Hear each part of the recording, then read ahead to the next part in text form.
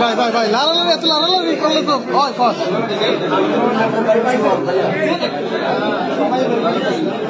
সামনে দাঁড়াই এখন পিছনে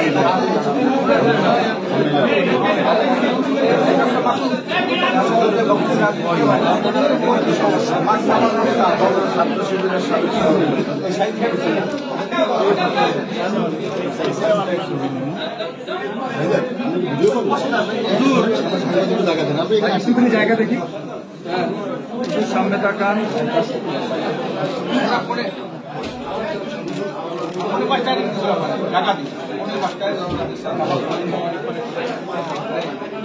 আমি শুনছিলাম 12:30টায়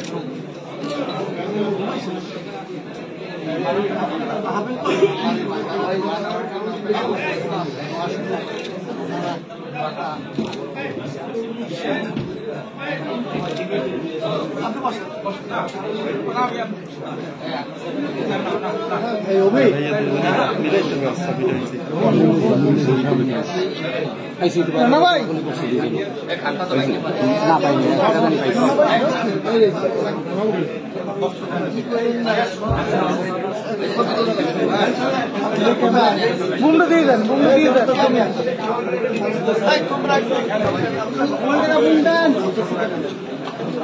এত লড়ালড়ি করা করে ভাই আরো সামনে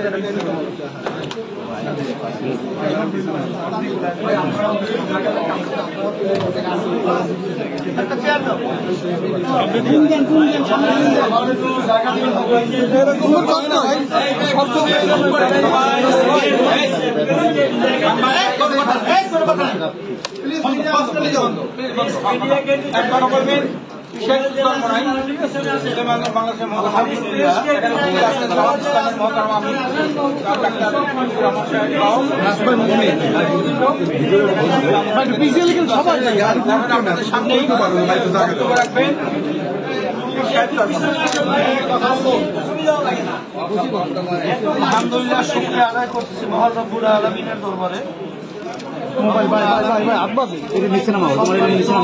মেহমানরা বিশেষ করে আমাদের বাংলাদেশ জামাত ইসলামের আমির সহ অন্য নেতৃবৃন্দ আজকে তাদের বরিশালে আলহামদুলিল্লাহ সমাবেশ সেই সভাতে তারা আলহামদুলিল্লাহ চরমনাইতে আসছেন।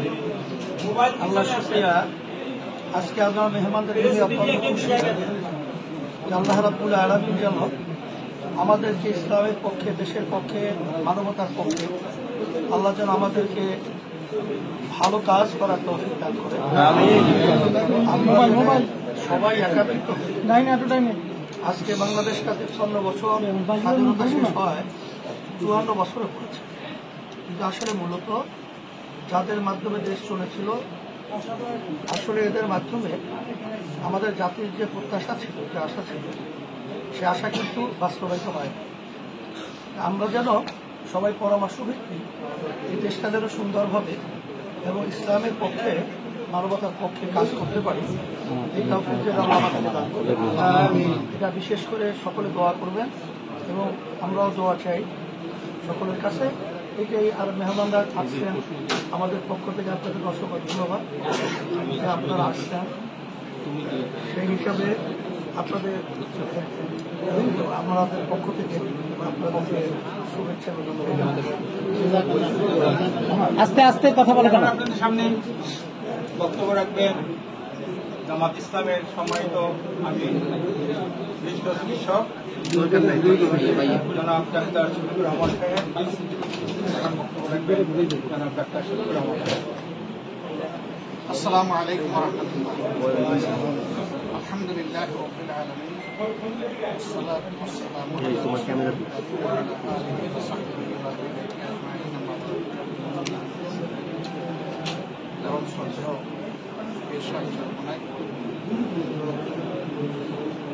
ইসলামী আন্দোলন বাংলাদেশের সম্মানিত গর্বিত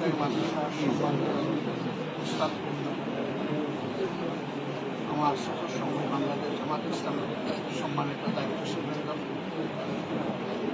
এবং মিডিয়ার সম্মানিত বন্ধু, আল্লাহ তাআলার শুকরিয়া, শুধু মহান আল্লাহর সন্তুষ্টির আশায় আমাদের এখানে আসা এবং একত্রিত হওয়া। সবাইকে সামনে রেখেই আমরা বলতে চাই যে আমরা শুধু আল্লাহর জন্য পরস্পরকে ভালোবাসি। আমাদের এই ভালোবাসা আল্লাহ যেন কবুল করেন। আমাদের দেশে সঠিক কতজন মানুষ আছে এর হিসাব যেগুলো ভিন্ন ভিন্ন সময় দেওয়া হয়, একটার সাথে আর একটা মিলে না, কিন্তু আমরা ধারণা করি যে এই সংখ্যাটা 18 কোটির কম বেশি হবে। এই 18 কোটি বনি আদমের মধ্যে শতকরা 100 জনের মধ্যে 91 জন তারা নিজেকে মুসলমান হিসেবে পরিচয় দিয়ে স্বাচ্ছন্দ্য বোধ করে, কিন্তু বাকি যারা আছেন 9% বাকি কম বেশি তারাও দেশের মানুষ, ভিন্ন ভিন্ন ধর্মের তারা অনুসারী।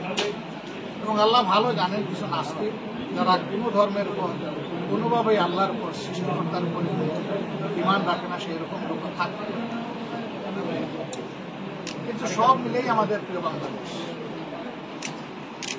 ইতিমধ্যেই পীর সাহেব বলেছেন স্বাধীনতার এক 54 বছর চলে গিয়েছে, কিন্তু দেশ আমরা একটা স্বাধীন দেশ হিসাবে যে মর্যাদায় থাকার দরকার এটা আমরা পাই। এবং এটার মূল কারণ হলো দুটো জিনিস আমরা সবসময় বলি, একটা দুর্নীতি আর একটা দুঃশাসন। যেখানে আল্লাহ তাআলার দেওয়া বিধান থাকবে না, দুর্নীতি সেখানে দুঃসম্পাদন, দুঃশাসনও সেখানে দুর্নীতির হাত ধরে আসবে। এই দুই যন্ত্রণা থেকে মুক্তি পাওয়ার একমাত্র পথ হচ্ছে আল্লাহর বিধান। সেই আল্লাহর বিধানের উপরে যারা আমরা বিশ্বাস করি, আমি বিশ্বাস করি যে 91% মানুষ বিশ্বাস করি। নামাজের বিধান যে আল্লাহর জন্য আমরা মানি, সমাজের বিধানও সেই একই আল্লাহর জন্য মানতে হবে যদি আমরা নিজেকে ইমানদার হই। তো নামাজে আল্লাহর বিধান মানলাম, সমাজে আবার আল্লাহর বিধান মানলাম না, তাহলে কিন্তু আল্লাহকে পরিপূর্ণভাবে মানা হবে। এই ক্ষেত্রে আল্লাহ তাআলার কঠিন হুঁশিয়ারিও আছে। আল্লাহ তাআলা বলছেন তোমরা আমার বিধানে কিছু মানবা, কিছু অস্বীকার করবে, এই এখতিয়ার তোমাদের জন্য হবে। এরকম যারা করবে দুনিয়ায় তারা অপমানিত লাঞ্ছিত হবে, আর আখিরাতে তাদের জন্য আমরা মনে হচ্ছে যে সেই লাঞ্ছনার মধ্যে কিছু মানা এবং কিছু না মানার কারণে আমরা আমাদের মনের তামান্না আকাঙ্ক্ষা হচ্ছে যে আমরা পুরোটা মানতে চাই, পুরোটা এখানে কায়েম হয়েছে, এই জন্য আমরা সারা দেশবাসী সহযোগিতা করছি। প্রশ্ন আসতে পারে যারা মুসলিম তাদের ক্ষেত্রে কি হবে, তাদের ক্ষেত্রে মদিনায় যে বিধান ছিল সেই বিধান, মদিনার বিধানের অধীনে সমস্ত ধর্মের মানুষ তাদের পূর্ণ নিরাপত্তা করতে পারছে এবং নাগরিক সমস্ত অধিকার তারা কথা বললাম না। তবে হ্যাঁ, মুসলমান অথবা মুসলমান এটা প্রশ্ন নয়, প্রশ্ন হলো যে রাষ্ট্রের সাথে কেউ যদি বেঈমানি করে গাদ্দারি করে তাহলে ইসলাম কঠিন শাস্তির ব্যবস্থা। এটা কোনো বিশেষ ধর্মের জন্য, যিনি গাদ্দারি বিশ্বাসঘাতকতা করবেন তার জন্য সেই শাস্তি আনবে। আলহামদুলিল্লাহ বাংলাদেশের জনগণের মনে আকাঙ্ক্ষা যে ইসলাম একবারে কারণ দেশের মানুষরা মতবাদ করেছে। আপনারা দোয়া করবেন ইসলামের জন্য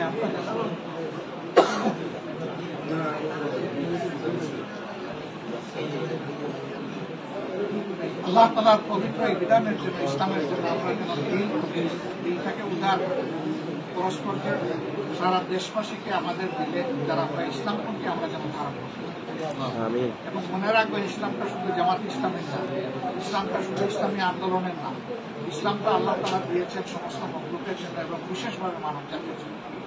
সুতরাং মানব জাতির ভিতরে যারাই আছে তারা সকলে এখান থেকে উপকৃত হওয়ার তাদের সুযোগ আছে।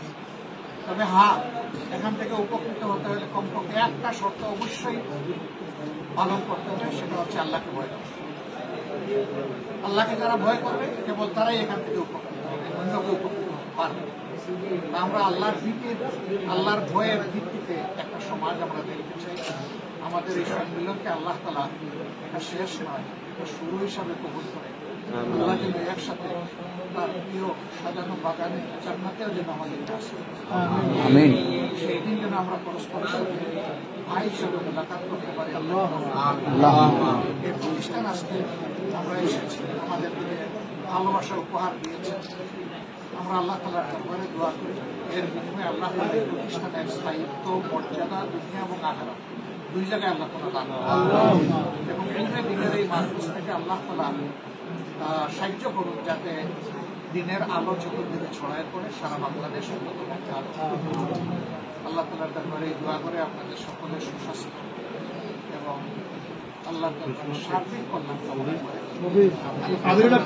আমি বাংলা বিষয় থেকে বলছি, একটু বলতে চাচ্ছি আজকের এই বাংলা বিষয় বলছি, একটু কথা বলতে চাচ্ছি। আজকের এই মিলনমেলা আপনাদের বার্তাবিদের কি উদ্দেশ্য? আমরা বলে দিয়েছি ইতিমধ্যে আমাদের উদ্দেশ্য আল্লাহর জন্য আমরা এর বাইরে আমাদের আমাদের এই মিলনমেলাটা শুধু আল্লাহর জন্য। যেটা অটুট থাকবে কিনা শেষ পর্যন্ত রাজনীতির মাঠে, সেটা বলছি রাজনীতি এখন যে রাজনীতি আল্লাহর জন্য যে ভালোবাসা সব জায়গায় থাকবে ইনশাআল্লাহ, সব জায়গায় থাকবে। আচ্ছা, আলোচনা হচ্ছে কিনা আপনাদের ঐক্যবদ্ধ হওয়ার বিষয়ে? আমরা এক আছি, আমরা এক আল্লাহ, এক পরিবার, এক রাসূল সাল্লাল্লাহু আলাইহি সাল্লাম, আমরা সবাই বিশ্বাস করি এই জায়গায় আমাদের মধ্যে কোনো আমরা না, আগামী নির্বাচনের ব্যাপারে আর কি আপনারা কি সিদ্ধান্ত নিচ্ছেন? জনগণের প্রত্যাশা, দেশের দেশপ্রেমিক ইসলামী জনতার প্রত্যাশা হচ্ছে যে সব কেন্দ্রে যেন একটা বাক্স থাকে। দোয়া করবেন। আমরা কি তাহলে ধরে নিচ্ছি যে আগামী জাতীয় সংসদ নির্বাচনে ইসলামী যে সংগঠনগুলো রয়েছে রাজনৈতিক, তারা একসাথে দলগুলো একসাথে ধরে নেবেন কেন? আপনারা দোয়াও করতে থাকেন। আমাদের দলটা হবে, আপনাদের সহযোগিতা লাগবে। আপনাদেরও সহযোগিতা, সবার সহযোগিতা লাগবে। আমির জামাত, আমি সমকাল থেকে বলছি, আমার নাম মনিরুজ্জামান। সংস্কারের কাজ চলছে, বিএনপি বলছে নির্বাচন জুন জুলাইয়ের ভিতরে এটা চাচ্ছে, আপনারা কি চাচ্ছেন? আমাদের এই ভাই পরিষ্কার করে বলেছেন সুষ্ঠু নির্বাচনের জন্য যে সংস্কার প্রয়োজন সেটা করে তারপরে নির্বাচন। একই কথা আমাদের, ভিন্ন কোনো কথা নেই। স্থানীয় সরকার নির্বাচন আগে চাচ্ছেন না জাতীয় নির্বাচনটা আগে চাচ্ছেন? আগে সংস্কারটা হোক না, আগে মানে তরকারি পাকানোর জন্য মাছ সবজি সব কিনে আনে, কাটাকুটি হোক, প্রসেসিং হোক, তারপরে কড়াইতে চড়াবো। দেশের বিরুদ্ধে বিভিন্ন ধরনের কথা বলছে সাবেক স্বৈরশাসক নামে যে আপনারা আখ্যা দিয়েছেন সেই আওয়ামী লীগ, আপনারা কি বলবেন? দেশকে অস্থিতিশীল করার জন্য তারা নাকি পায়তারা করছে, এরকম মন্তব্য আসে, আপনি কি বলবেন? মন্তব্য করবো কেন? তারা তো ইতিমধ্যে দৃশ্যমান হয়েছে তাদের সেই সমস্ত ষড়যন্ত্র নিয়ে। আল্লাহ রাব্বুল আলামিন তাদের সকল ষড়যন্ত্র অতীতে ব্যর্থ করেছেন, আগামীতেও ব্যর্থ করবেন। ভারত প্রসঙ্গে একটু বলেন। ভারত যে কাঁটাতারের বেড়া দিচ্ছে, সেখানে মুখোমুখি অবস্থায়, এই অবস্থায় আপনার দলের পক্ষ থেকে কি বার্তা আছে? আপনারা বিষয়টাকে কিভাবে দেখছেন? কতটুকু সুসম্পর্ক হওয়ার সম্ভাবনা আছে জামাত সহ? ভারতের ব্যাপারে আপনারা জানতে চেয়েছেন। ভারত আমাদের প্রতিবেশী। ধরে নেন যে আপনার আমার ঘর পাশাপাশি, আমরা কি কাঁটাতারের বেড়া দিয়ে বসবাস করি না? পরস্পরের জন্য পরস্পরের দুয়ার খোলা থাকে না? থাকে। আমরা ভারতের কাছে সেইটা প্রত্যাশা করি। কাঁটাতারের বেড়া এখন বহু আগ থেকে শুরু করেছে, দেওয়া অব্যাহত আছে। এটি আমাদের মূলত যেন পররাষ্ট্রের কাছে একটা প্রশ্ন, আমরা এটা সামনের রমজান, দ্রব্যমূল্য কতটা নিয়ন্ত্রণে আছে বলে মনে করেন? আরো স্বাভাবিক হওয়া দরকার কিনা? অবশ্যই প্রত্যাশা তো থাকবে যে আরো স্বাভাবিক হোক, আরো সহনীয় হোক, দ্রব্যমূল্য আরো কমে আসুক। এটা তো সবার প্রত্যাশা, আমাদের সরকার সেই ক্ষেত্রে উদ্যোগ নেব, বেসরকারি ভাবে নেওয়া দরকার সেটাও নেওয়া হোক। কারণ দেশটা তো শুধু সরকারের না, দেশটা আমাদের সবার। এই জন্য সকলের আন্তরিক প্রয়াসটা এক মোহনায় মিলিত হয়ে অন্তত একটা বঙ্গোপসাগর তৈরি করবো, আটলান্টিক মহাসাগর নাই করবো। পীর সাহেবের কাছে আমাদের একটু জানতে চাই যে সামনের নির্বাচন নিয়ে আপনার ভাবনাটা কি, একটু আমাদের বলবেন। আলহামদুলিল্লাহ, সেটা তো আমরা আগে পরে সবসময় পরিষ্কার বলেছি। আমাদের ভাই যে কথা বলেছেন, কথা আসলে বাস্তবতা এটাই। আমরা আসলে আগে থেকে বলে আসছি যে ইসলামের পক্ষে যেন আমরা একটা বাক্স পাঠাতে পারি। এই প্রচেষ্টা আমাদের আগে পরে চলছে, এখনো চলছে। আপনাদের সবাই সহযোগিতা এবং দোয়া চাচ্ছি।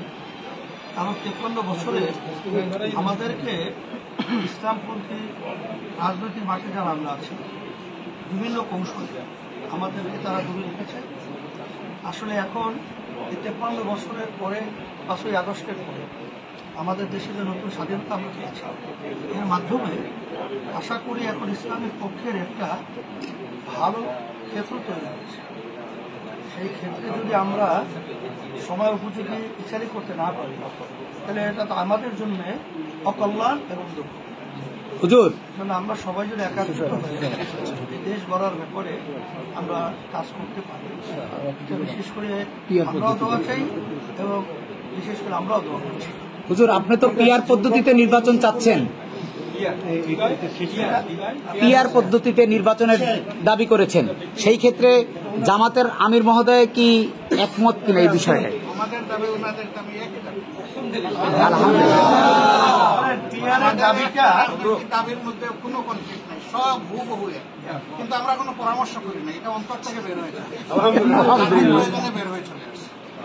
পীর সাহেব এবং সভাপতি আমির মহোদয়, আপনাদের দুজনের কাছে প্রশ্ন যে আমরা দীর্ঘদিন যাবৎ একটা বিষয় জানি যে জামায়াতে ইসলামী এবং ইসলামী আন্দোলনের ভিতরে একটি মনোমালিন্য একটা সম্পর্ক আমরা দেখে আসছি, সেইখান থেকে কি উত্তরণ হয়ে গেল নাকি আমরা কি যুগপথ পথে চলার পথে, মানে এই জায়গাটা একটু মন্তব্য আপনাদের দুজনের কাছ থেকে আশা করছি।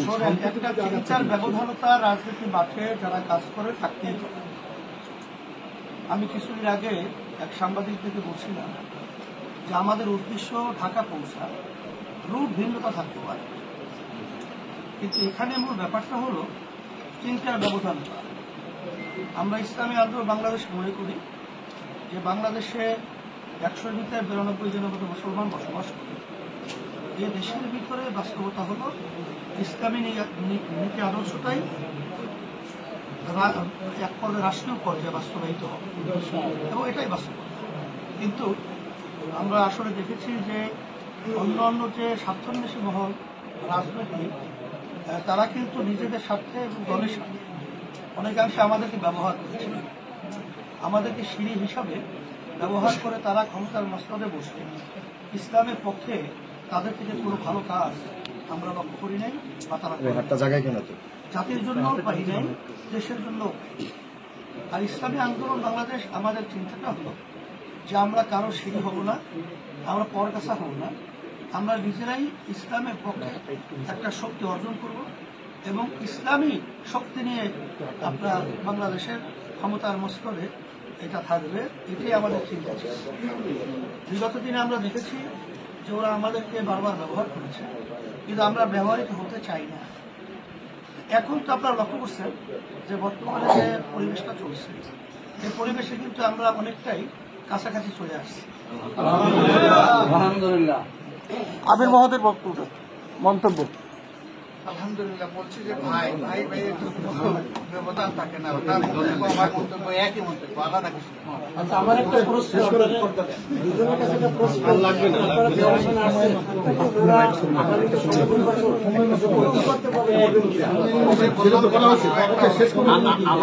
সব প্রশ্নের উত্তর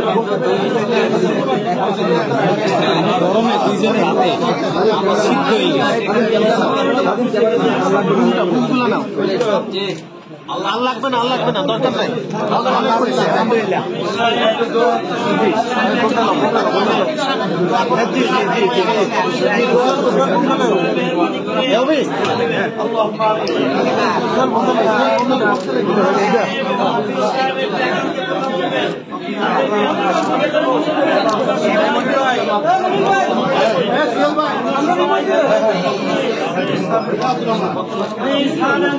আমাদের কাজ করতে পারি, আমরা আমাদের ভিতরে আপনার মহব্বত, আপনার প্রিয়জনের মহব্বত, আপনি আমাদের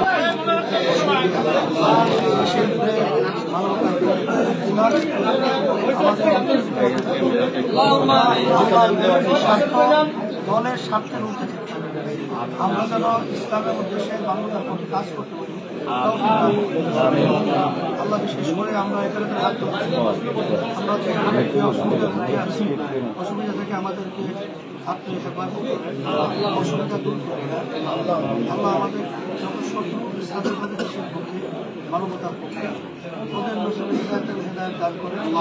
আল্লাহ আপনাদেরকে ধ্বংস করে দেন। সুবহান রাব্বিকা রাব্বিল ইজ্জাতি আম্মা ইয়াসিফুন ওয়া সালামুন আলাল মুরসালিন আলহামদুলিল্লাহ। আপনারা একটু মেহরবানি করে একটু দূরে আমাদের আমির